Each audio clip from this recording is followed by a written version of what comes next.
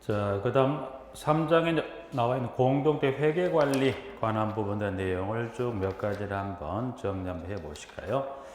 일단 회계 관리 이제 관한 01번에 이제 공동체 회계 처리 흐름이다 이제 그래서 1번 관리비 예치금이란 용어 한번 잠깐 볼까요? 관리비 예치금. 여기 이제 회계 관리 관련 부분에서 나와 있는 부분에 관리비 예치금입니다. 자, 그러면 관리비 예치금은 어디에 쓰기 위한 돈을 법에서 관리비 예치금이라 정했냐? 1번에 지금 나와 있는 대로 자, 관리조처는 해당 공동체의 공용 부분의 관리 및 운영 등에 필요한 경비 이하 관리비 예치금이 된다해서 공용 부분의 관리 및 운영 등에 필요한 경비 그걸 뭐라 그래서 여기는 공용 부분이죠. 그래서 공용 부분의 관리 및 운영 등에 필요한 경비, 이 경비를 법에서 뭐라고 정해놨다. 용어 자체를 관리비 예치금이다 해서 영어본에서 여기는 어디에 쓰는 돈을 공용 부분의 관리 및 운영에 소요되는 경비를 관리비 예치금이라 표현했다. 1번. 지문은 지금 1번 하고요. 1번. 일단 관리비 예치금 일단 용도. 그래서 관리비 예치금은 공용 부분의 관리 및 운영 등에 필요한 경비입니다. 경비. 여기서는 이제 그러면 여기는 분명히 이 돈. 그러면 이 경비인 돈입니다. 돈인데. 그러면 관리비 예치금은 일단 누군가는 이 관리 운영에 필요한 경비를 누군가는 부담을 해야 될 거예요. 부담한다는 것은 누가? 그래서 1번에 여기는 소유자, 관리 주체가 소유자로부터 징수할 수 있다. 그래서 여기서는 하나만 구분할까요? 징수.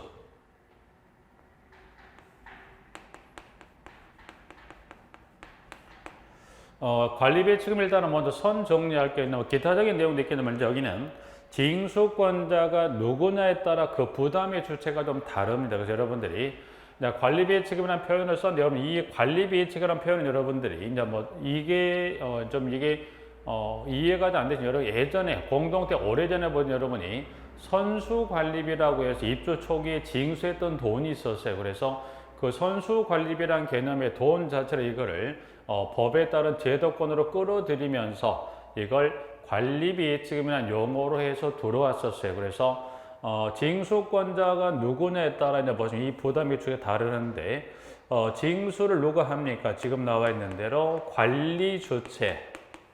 그래서 현재 이제 보시면 관리 주체가 징수한다. 그래 징수권자가 만약에 관리 주체란 지문으로 주었다면 그때 부담은 누가 합니까? 그래서 그때는 소유자가 부담합니다. 그런데 만약 징수권자가 관리 주체가 아닌 박스에 있는 지문과 관계해 볼까요? 박스로 가보죠. 밑에 박스는 사업 주체는 입주 예정자의 과반수가 입주할 때까지 공동을 직접 관리하는 경우는 입주 예정자와 관리 계약을 체결하며 그 관리 계약에 따라 관리비 예치금을 징수할 수 있다. 그러면 징수권자가 누가 나온다면, 그렇죠? 사업 주체가 징수권자로 나온다면 그때 예치금이라는 돈은 누가 그 돈을 부담합니까? 저기는 입주 예정자.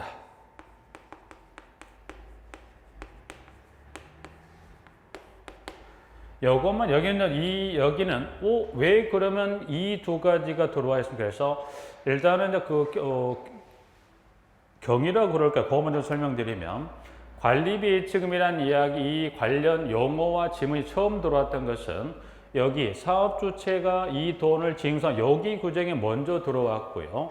관리 주체 관련한 지문은 지금 한 4, 5년 전에 관련 법령에 들어왔기 때문에 여기는 두 가지로 나누어서 구분하시는데 이와 같은 돈인데 사업 주체가 징수권자로 등장했다면 그때는 부담의 주체는 누가 나와야 돼? 입주 예정자. 근데 혹 관리 주체가 나오면 또 이게 누구로 가야 돼요? 소유자로 갑니다. 이제 그래서 여기 두 개를 좀 나누어서 구분할 필요가 있더라 정도만 확인하시게. 그래서 1번에 관리비 예치금 나와 있습니다. 2번까지 좀 하나 확인하면 2번까지. 자, 관리 주체는 소유자가 공동택의 소유권을 상실한 경우에는 관리비 예치금을 반환하여야 한다. 다만 소유자가 관리비 사용료 및 장기손 충당금 등을 미납한 때는 관리비 예치금에서 정산한 후 그 잔액을 반환할 수 있다. 물론 그래서 장기손충 소유자가 이 돈을 부담을 했기 때문에 근데 이 돈을 돌려주려고 하는데 소유자가 소유권을 상실했어요. 그럼 상실했다면 당연히 소유자가 이 부담했던 예치금을 돌려주는데 상실을 했을 때 돌려주려고 봤더니 뭐가 미납됐다. 관리비 사용료, 장기손 충당금 등이 3개 중에 어느 하나 해당하는 항목, 그래서 관련 항목들이 미납됐다면 그때는 관리비 예치금에다 정산한 후 그 돈을 뭐합니까? 돌려주게 되어 있더라라고 해서 하나 확인하실까요? 부분들을. 자, 그리겠는 하나 정리를 하고요. 자, 우측에 나머지 건너서 02번으로 옵니다. 02번에. 자, 공동택의 관리비 등 회계다 해서 1번 관리비부터 한번 가볼까요? 관리비. 여러분이 관리비는 여러분이 조금만 여러분 일상생활에서 그 고지서를 확인하시면 조금만 쉽게 보실 수 있는 부분들인데, 그럼 여러분이 통상 관리비 했을 때 관리비란 해서 이제 보니까 관리비란 해서 질문에 그러면 관리비는 누가 부담할까? 1번에 양갈 1번. 의무 관리 대상 공동택 입주자 등은 그 공동택의 유지 관리를 위하여 필요한 관리비를 관리 주체에게 납부한다. 그래서 이 관리비 부담. 그럼 일단은 먼저 관리비를 부담합니다. 부담. 그러면 관리비 부담은 누가 합니까? 근데 크게 중요치는 않지만 여기는 누가 부담한다? 입주자 등이 의무 관리된 공동택 규모란 것때 누가? 입주자 등이 관리 주체에게 관리비를 납부합니다. 네. 입주자 등이란 건 뭐예요? 사용자가 포함된 게 그러니까 전유 부분에 입주자가 부담할 거고 사용자가 임차했다면 사용자가 그 돈을 부담할 겁니까? 네. 그래서 부담은 그 규모에 해당하는 공동은 누가 부담한다? 입주자 등이 부담합니다.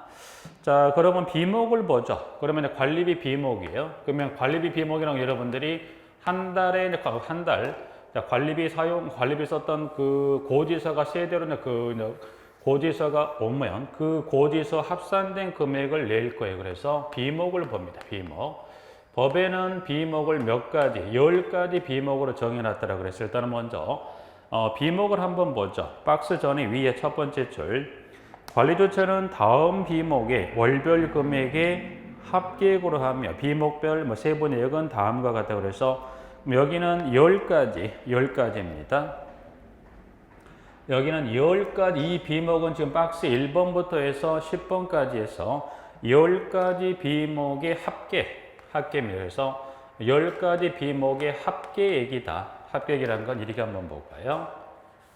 일단은 그 비목은 잠깐 후에 보도록 하고 비목은 지금 1번부터 해서 지금 10번까지죠. 10번까지. 그러면 예를 들어서 1번의 일반 관리비가 예를 들어서 100원이라고 봐요. 예를 들어 100원이라고 보죠. 100원.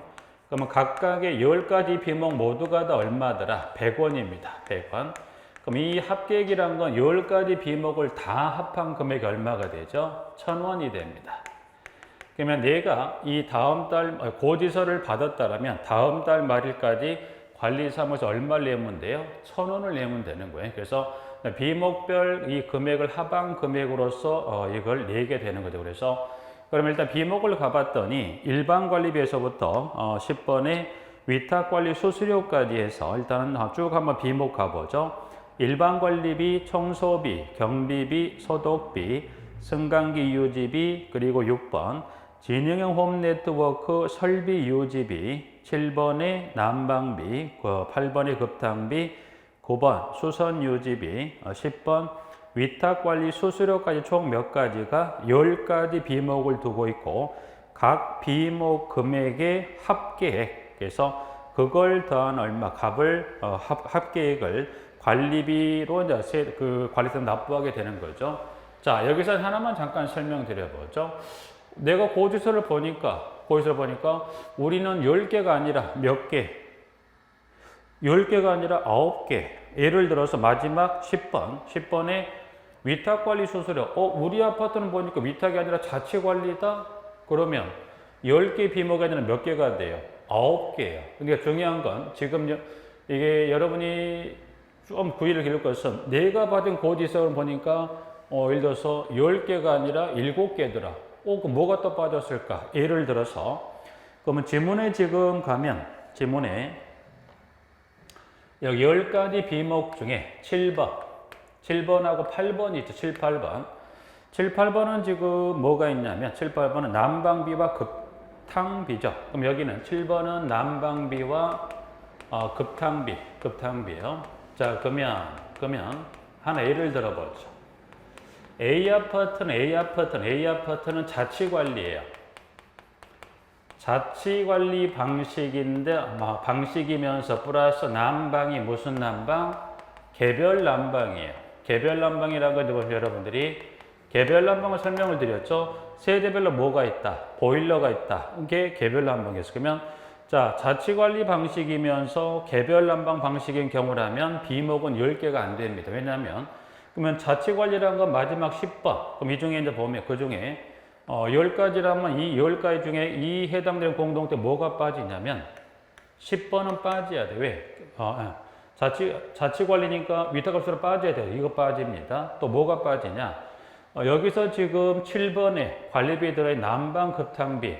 난방비 추워서 그리고 물이 차가워 급탕합니다. 그러면 난방 급탕비는 여러분이 보시면 난방은 세 가지가 있을 때 크게 보면 여러분이 여기 개별 난방 난방은 여러분이 방금 설명드렸던 세대별로 보일러 있다 개별 단지 지하에 대형 보일러를 설치하더라 중앙난방 그리고 이 지역난방 공사로부터 공급받은 난방은 무슨 난방? 지역난방. 그러면 여기 10가지 관리비 비목 중에 7, 8번에 위치하고 있는 이 난방비 급탕비는 이 세 개 개별 중앙 지역 난방 중에 무슨 난방일까 라고 했을 때 이때는 중앙 집중식 즉 중앙 난방인 경우에 부과되는 난방비와 급탕비입니다. 그러면 난방이 개별 난방이라면 이때는 세대 부과된 항목에 뭐가 또 빠질까요? 난방 급탕비가 빠진 7개 항목의 그 비목이 합계액에 들어갈 거예요. 중요한 건 이게 지금 중요한 게 아닙니다. 이제 설명을 잠깐 드린 거고요. 일단은 지금 준비하는 거 시험을 준비하는 입장이다 보니까 이제 잠깐 설명을 드린 거고요. 네, 여러분 좀 이해를 돕게 잠깐 기초 과정에 설명을 드린 거고, 자 시험을 대비한다면 여러분들이 관리비 비목은 몇 개 비목이 있다.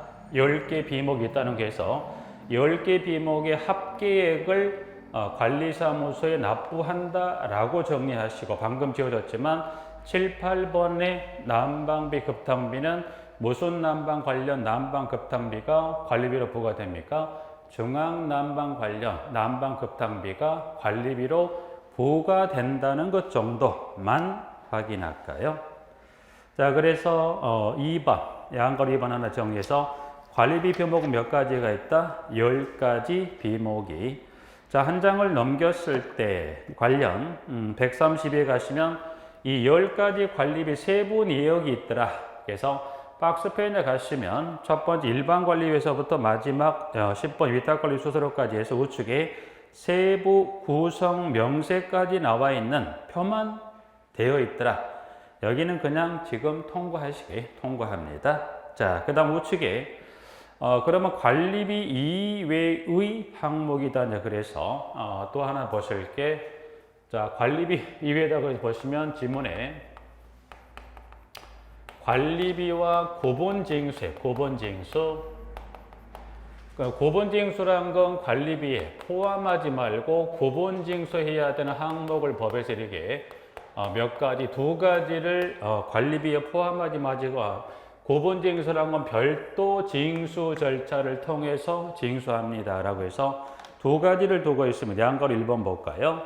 주체는 다음에 비용에 대한 일을 관리비와 구분하여 징수한다고 그랬어요. 그래서 1번에 장기수선 충당금. 그래서 그 중에 첫 번째 첫 번째, 장기 수산 충당금.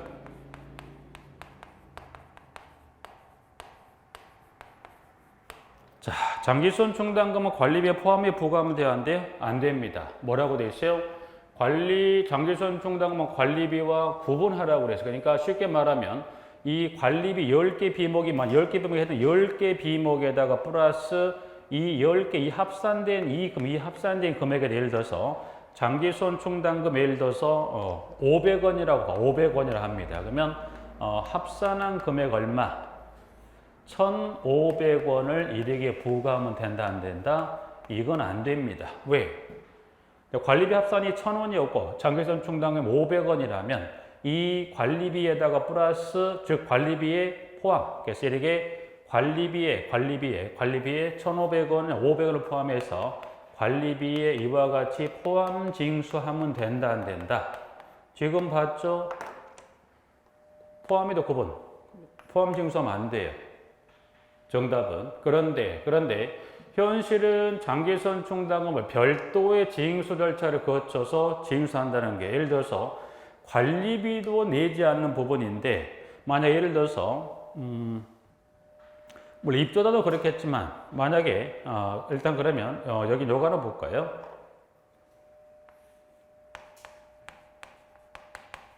돈에 관한 여기 관리비는 입조자 등이 부담한다고 말씀을 드렸던 거니까 만약 입조자가 거점 입조자가 내는 거고 사용자가 살면 사용자가 관리비를 부담할 거예요. 그러면 장기수산 충당금은 법에서 부담을 누가 합니까? 그래서 장기수산 충당금은 법에 누가 부담합니까?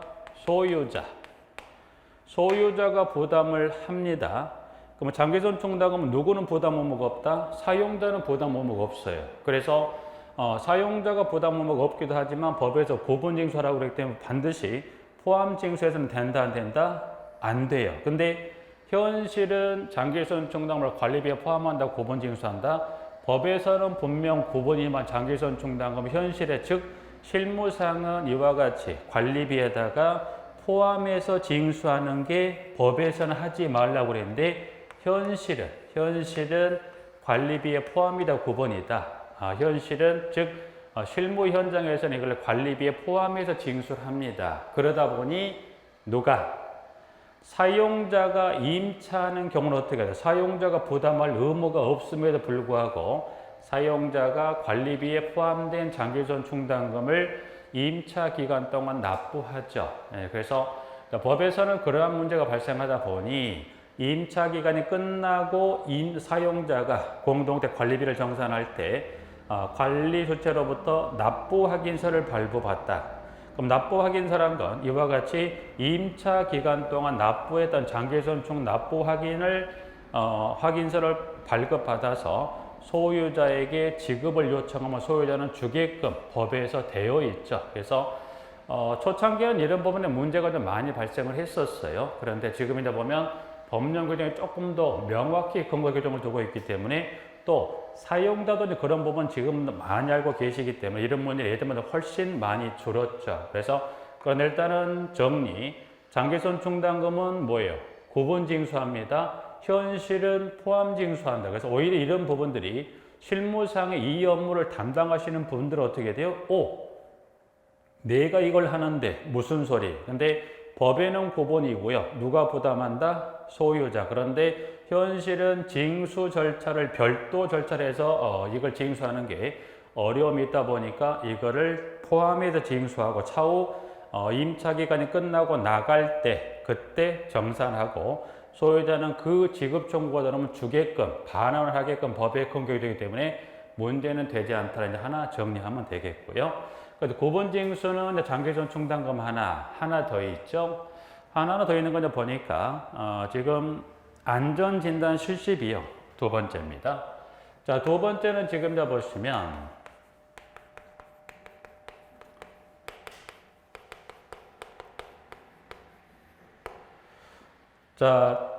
장기수산 충당금도 구분징수 어떤 안전진단 실시 비용도 이것도 관리비와 구분징수하게 돼 있어요. 그러면 안전진단 실시 비용은 뭐냐? 이렇게 보시면 돼요. 여러분들이 자, 예를 들어서 공동주택을 여러 동을 신축했어요. 여러 동을 신축했는데 그 중에 예를 들어서 10개의 동을 신축을 했다. 그런데 그 중에 8동의 신축 당시는 멀쩡했는데 이 8동이 시간이 지나갈수록 느낌이 이상해요. 근데 한 2년의 시간을 지나가다 보니까 8동이 어떻게 돼요? 이렇게까지 이제 하면 무너지겠지만 좀 여러분 보시기 편하게 해서 이게 처음에는 멀쩡했던 8동이 시간이 지나면 이게 어떻게 이렇게 옆으로 누워가는 거예요. 어떻게 돼 그러면 이 시간을 계속 방치면 결과 이 8동은 이게 무너지겠죠. 넘어갑니다. 그러다 보니 이 멀쩡했던 8동이 이렇게 기울어져 가는 것은 이유는 무슨 이유일까? 이유는 이제 뭐니까 알 수 없는 거냐면 건물 자체적인 원인에 의해서 문제가 발생할 수 있는 거 아니면 집안에 문제가 있어서 원인이 발생할 수 있기 때문에 그 원인이 무엇인지 확인하기 뭘 해봐야 돼요? 안전 진단을 해야 돼요. 그러면 진단했다면 그 발생한 비용은 관리비의 구분이 더 포함합니다. 구분징수합니다. 그래서 구분징수는 몇 개가 있더라? 2가지. 예, 그래서 양가로 1번 하나 정리하시고 자 밑에 2번으로 갑니다. 사용료 등의 납부 대행이다. 그래서 주체는 입주자 및 사용자가 납부하는 대통령령으로 정하는 사용료 등을 입주자 및 사용료 등을 대행하여 그 사용료 등을 받을 자에게 납부할 수 있다. 그래서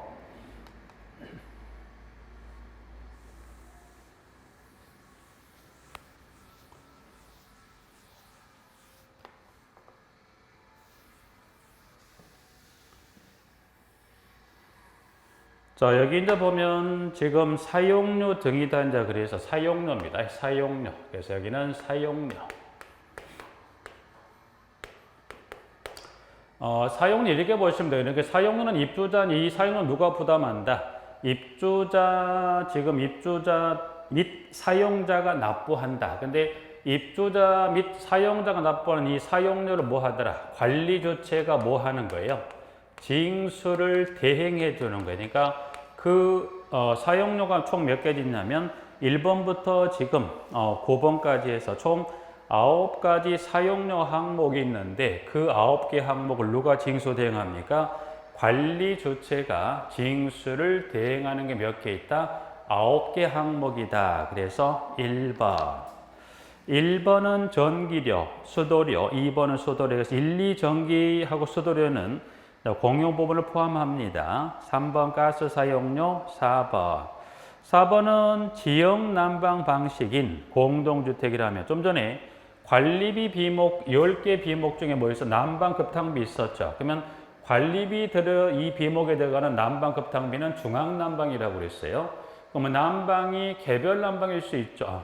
개별 난방은 전혀 관계없고 빼고 난방이 만약에 지역 난방이다. 그러면 지역 난방 어떻게 합니까? 그때는 지역 난방 공사로부터 여론을 공급받기 때문에 그 지역 난방 공사에서 보낸 난방 급탕 관련된 비용인 4번.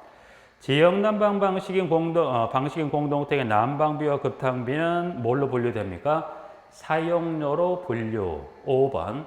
정화조물 수수료. 6번. 생활폐기물 수수료. 그리고 7번. 건물 전체를 대상으로 하는 보험료. 그리고 8번. 입주자 대비 회의. 표현은 좀 명확히 정리할 필요가 있습니다. 8번은 지금 보시면 입주자 대비 회의.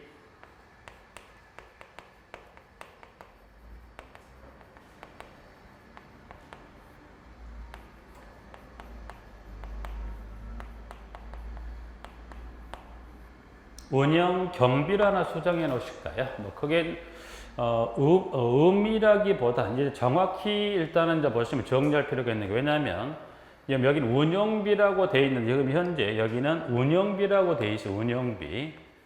여기 현재는 운영비라고 돼 있고 운영비라고 돼 있는데 이 표현이 이제 보시면 이게 개정이 돼서 운영 경비로 바뀌었어요. 그때 여러분들이 정확하니 이걸 뭘 하나 수정하자? 운영 경비. 중요한 건 이걸 왜 확인을 하고 이게 개정이 되기 전후도 이제 뭐 큰 문제가 없겠지만 그러나 실무상 여러분 앞으로 근무하셨을 때 개정 과목을 하실 때나 경비나 운영비는 물론 경비라 되겠도 운영비라 해서 큰 문제가 없겠지만 근데 지금은 실무상이 아니라 뭐를 준비하는 거예요? 시험을 대비하는 혹시나 요 지문, 이 지문을 입조표에 있는 그 항목 요거를 가로쳤다고 봐요. 주관식표는 물어봤다. 그럼 어떻게 될까요? 정답은 운영비가 맞아요. 운영경비가 맞아요. 당연히 X. 이게 정답. 그렇기 때문에 좀 표현을 정확히 하실 필요가 있어요. 그래서 그런 거 하나 다 예를 들어 볼까요? 관리사무 좀 전에 했던 것 중에 하나, 관리사무소 그 직원으로서 근무가 인정이 안 되는 게 경비원하고 청소원하고 소독원이 있다. 그 중에 예를 들어서 청소원은 통상 이거를 미화원이라는 표현을 많이 쓴다고 그랬어요. 그러면 이거를 만약 청소원으로 써야 맞지. 이거 가로치면 뭘로 써요? 여기를 청소원으로 써야 맞지. 이걸 만약에 그러면 여기를 미화원으로 쓰면 어떻게 될까? 당연히 X. 또 하나. 또 여러분이 또 가장 요거 이 표현보다 여러분이 실장 더 실수를 유발할 수 있는 게 또 뭐 하나가 있냐면, 자, 복리시설 중에 하나, 그 주택 단위의 그 나이 드신 분들이 시간을 보내는 장소를 뭐예요? 복리시설 중에 하나 뭐가 있습니까? 노인정, 아니면 경로당. 이거를 기평으로 쓰세요. 라고 했을 때 정답은 노인정을 씁니까? 경로당을 씁니까? 라고 물었을 때 일상생활에 봤을 때는 뭐예요? 그 지나가며 왔다 갔다 하다 보니까 그 현판이 뭘로 돼 있어요? 노인정으로 돼 있다. 옳거니 노인정으로 썼다. 또 단지에 따라서는 왔다 갔다 하다 보니까 뭘로 돼 있다? 경로당으로 돼 있다. 그러면 경로당이 맞을까? 경로당을 썼다. 그러면 정답은 둘 중에 뭐가 정답이다? 라고 했을 때 옵니다. 왜냐하면 여기도 운영비라고 했던 게 운영경비인데 한 끗 차이긴 하지만 운영경비로 바뀌었고요. 여기도 마찬가지 노인정으로 되어 있던 법령 용어 자체가 뭘로 바뀌었다? 경로당. 그래서 이런 부분도 그렇습니다만, 이런 부분도 그렇고요. 또 여기는 일상생활에 청소원이라는 표현을 쓰지 아니하고 대부분 보면 미화원을 표현, 미화원은 아주머니라는 표현을 쓰겠냐고 그렇게 쓰는데 영어로 쓰는 꼭 뭘로 써야 돼요? 청소원으로 씁니다. 그래서 혹시 이제 보면 이런 부분들이 있기 때문에, 왜냐하면 지금 하나 잠깐 말씀드리면, 이전에는 그런 부분에 어떤 내용이 시험 공부할 때 들어가지 않았는데 지난 23회 시험 공고 내용 중에 어떤 지문이 구체적으로 들어갔었냐면 기타적인 일도 여기하고 관계된 걸 잠깐 말씀드리면, 이번 24회 지난 23회 시험 공고 중에 보면 법령을 통해서 정답을 구할 경우에 법령을 통해서 어떤 이 가로 기평에 용어를 써야 될 경우는 그때는 뭐예요? 해당 법령에 정하는 용어를 정답으로 한다고 그랬어요. 그러면 관련 법령에서는 청소와, 이 관련 법령에서는 경로당, 관련 법령에서는 운영경비, 실무상은 둘 중에 뭘 더 큰 문제가 안 되지만 시험을 대비한 여러분의 수험생 입장에서는 해당 법령에 정한 용어를 쓰시는 게, 그리고 실제 이제 보면 이 세 가지 중에 여러분 일상생활에 가장 여러분이 혼동하실 수 있는 게 그 세 개 중에 뭘 혼동하실 수 있어요? 이게 혼동하실 수 있어요. 아직 대부분의 공동택은 실무상은 현판을 돈으로 바꿀 필요가 없다 보니까 대부분의 공동택까지 대부분은 아니겠지만 다수의 공동택 아직도 현판이 뭘로 돼 있어요? 노인정으로 돼 있어요. 근데 시험을 준비하는 입장이라면 여기다 만약 뭘 써야 돼요? 경로당입니다. 그래서 그 부분. 여기도 마찬가지. 여기도 지금 운영비라고 쓰면 안 되면 뭘로 써야 돼요? 운영경비이기 때문에 요거를 운영경비로 쓰자. 이게 여러분이 처음 보시는 게 나중에 또 이제 교재를 통해 확인하시겠지만, 그러나 용어들은 좀 눈에 좀 익혀볼 필요가, 그래서 첫 보는 용어도 여러분들이 정확히 좀 확인하시자. 그래서 하나 정리하고요.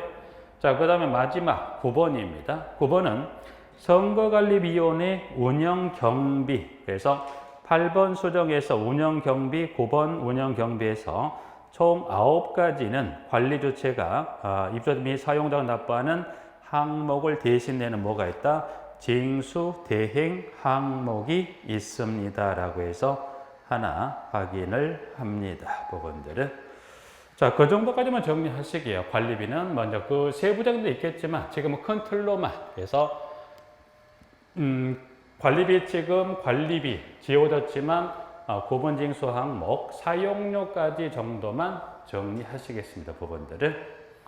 자, 이제 그렇게 정리 좀 하고요. 한 장을 넘겨봅니다. 시설관리요. 시설관리는 일단은 보면 04번에 01번. 일단은 하자보수. 이 공동체관리법령에 의한 하자보수단에서 나와 있는 부분 정리하고자 합니다. 여기는 지금 이번 시간에는 이 하자보수 관해서는 담보 책임에 관한 그 부분만 잠깐 좀 언급 한번 해보겠습니다. 그 부분만 잠깐 볼까요?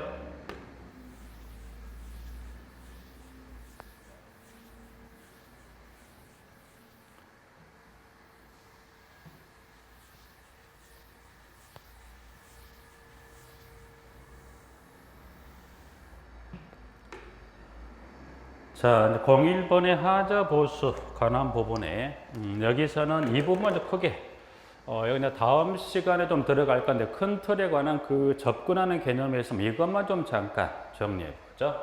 하자보수입니다. 하자보수.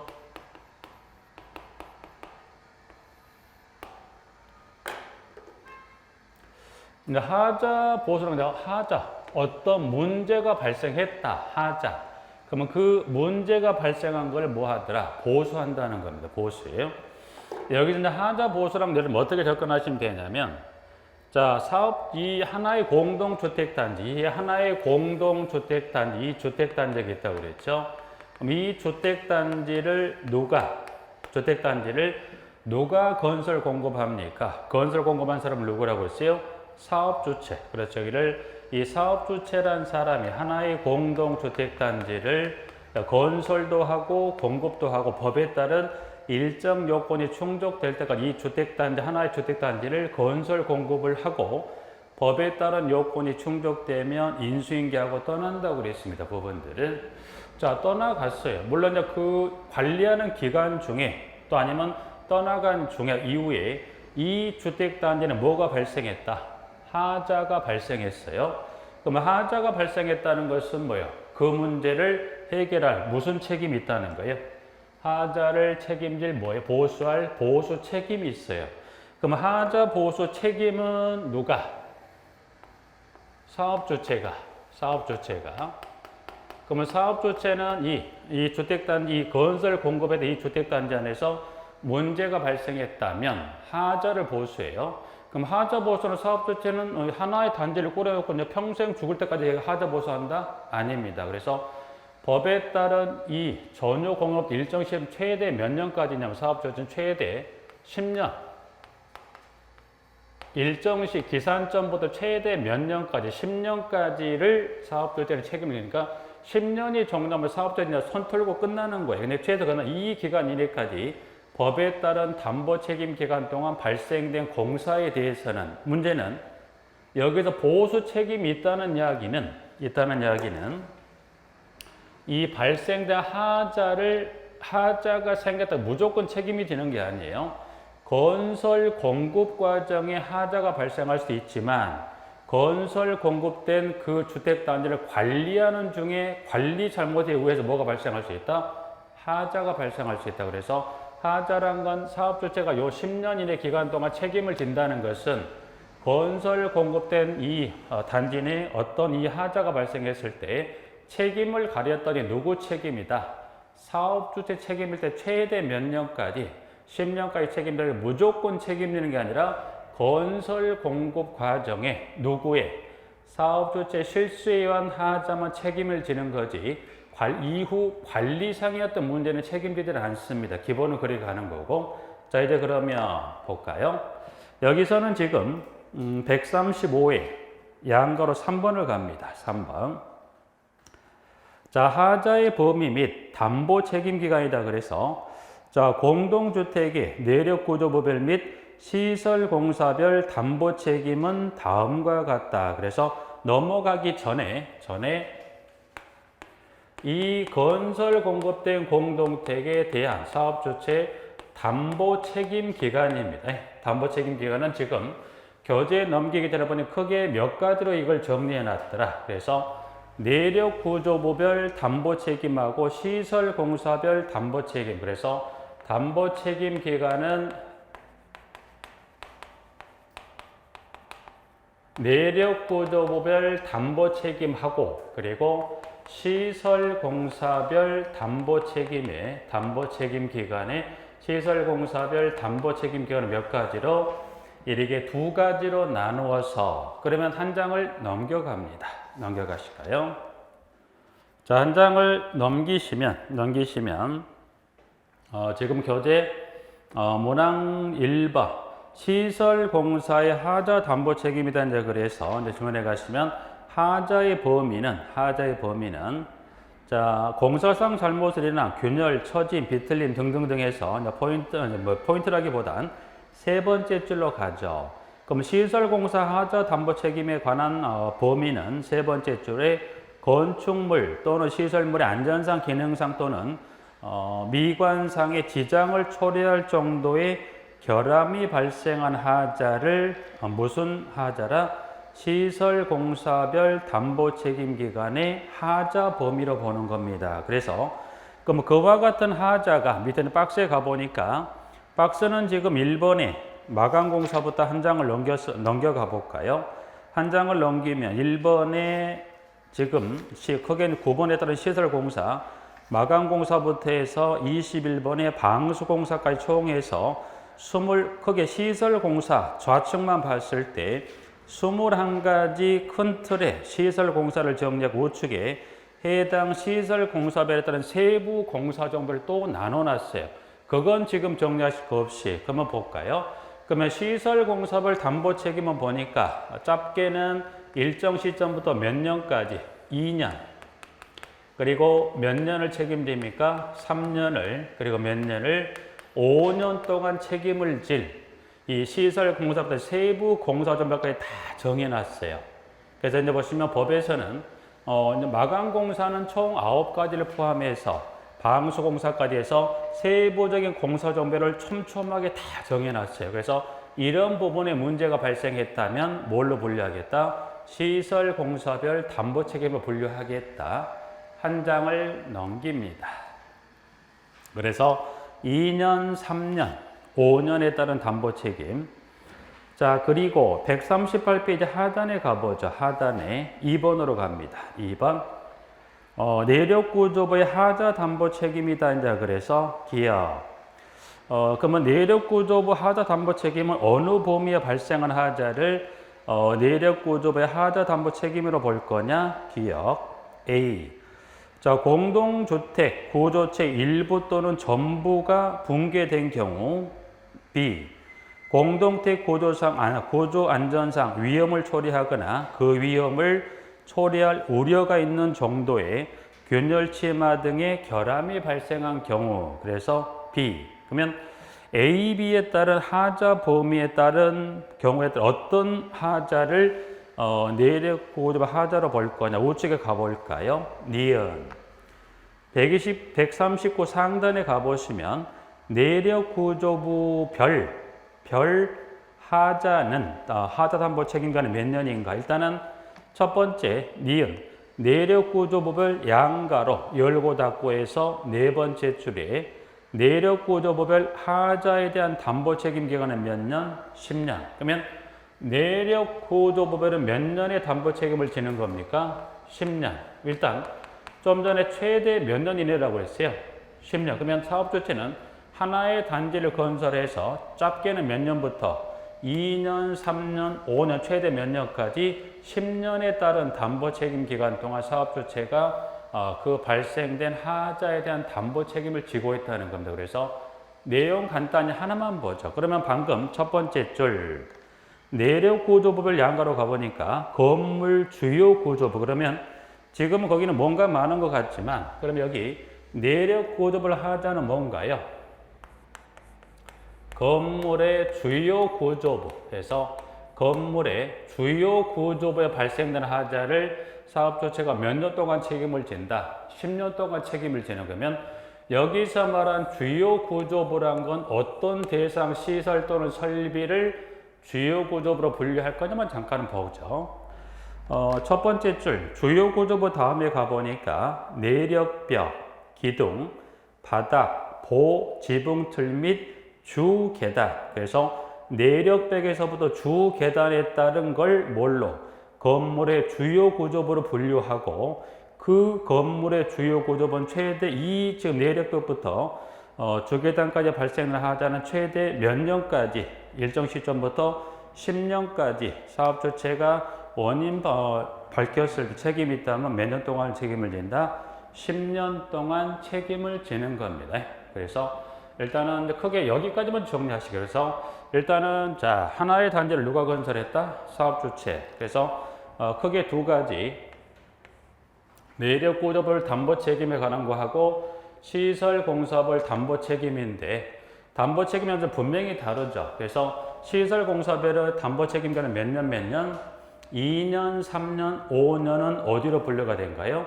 시설공사별 담보 책임 분류가 되는 거고 방금 봤던 대로 주요 구조 이와 같은 내력법부터 주계단까지를 주요 구조부로 보고 주요 구조부는 최대 몇 년까지 일정 시점 최대 몇 년까지 10년까지 사업주체가 책임을 진다라고 해서 정리해서 그럼 사업주체는 몇 년까지 이 기간 이내까지 분명 원인은 건설 공급 과정에 문제가 있을 때 그러나 관리적인 측면의 사업주 책임이 아닌 어떤 관리상의 소홀로 인해서 발생된 문제라면 책임을 지지 않습니다. 라고 해서 그러게 담보 책임에 관한 것만 좀 보시게요.